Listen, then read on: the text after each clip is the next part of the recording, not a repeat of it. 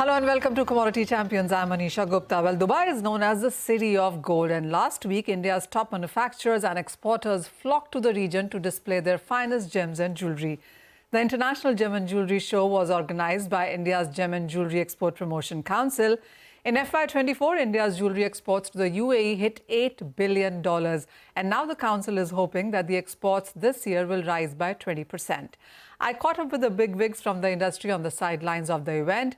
Titan Company's Aditya Singh is hoping to double the number of Tanishq stores in Middle East by the end of next year. Meanwhile, Chirag Vora of Bafle Jewellery said that 90% of the company's business is in gold, as it is something that people never stop buying. Tanishq, actually, we started our operations in Middle East, and actually Middle East was our first base location outside of India in 2020. But as you know, 2020 was a COVID period, and we opened our first showroom in the middle of pandemic when a lot of shops were shutting down here. We opened, but from there we expanded. Today we have around 13 stores in Middle East, of which 2 in Qatar, 1 in Oman, and rest all 10 are in UAE. You're planning another one. You were just telling us that you're opening the biggest store in Gold Souk. So what are the plans there? What is it looking like?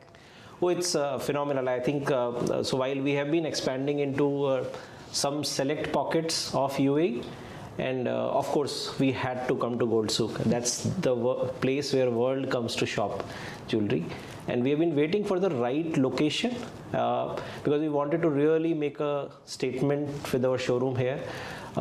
This is going to be not just Tanishq's largest showroom in the Middle East. It is also going to be the Gold Souk's single largest showroom. It's around 5,000 square feet at a single plate.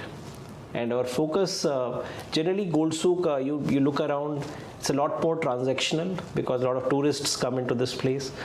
But within that community, we are trying to create a place which is an experiential place. So customers here would want to come again and again and again.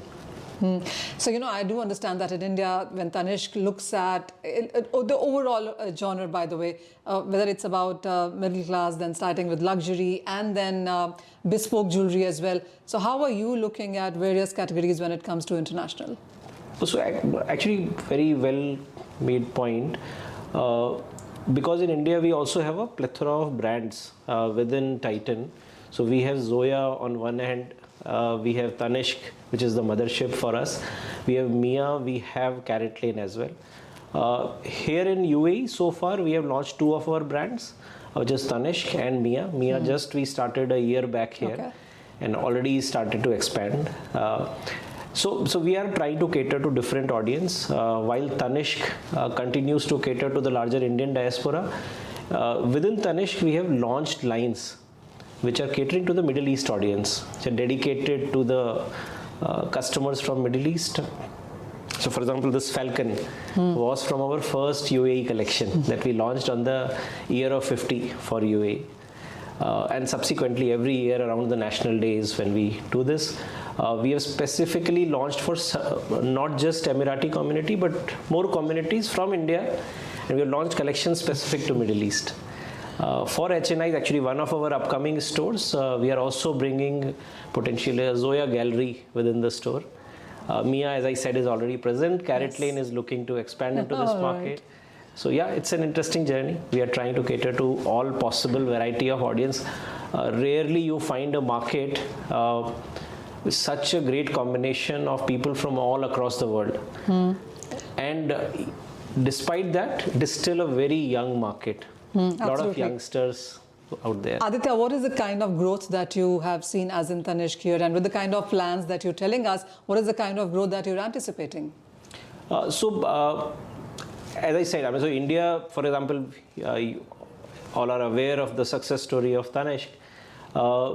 We are looking forward to that. A lot of our growth would be coming in from international and Middle East.